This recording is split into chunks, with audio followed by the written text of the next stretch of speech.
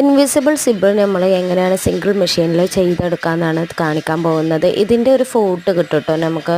അത് വാങ്ങുകയാണെന്നുണ്ടെങ്കിൽ പെർഫെക്റ്റ് ആയിട്ട് നമുക്ക് വെക്കാം. അല്ലാന്നുണ്ടെങ്കിൽ ഇതേപോലെ നമ്മൾ വെക്കേണ്ട ക്ലോത്തിൽ ഒന്ന് മറിച്ച് വെക്കുക. ഒന്ന് വീഡിയോ നന്നായിട്ട് കണ്ടാൽ മതി. സിബ് തുറന്നിട്ട് അത് മറിച്ച് വെക്കുക. മറിച്ച് വെച്ചതിന് ശേഷം ഇതേപോലെ ഒന്ന് അടിച്ചെടുക്കുക.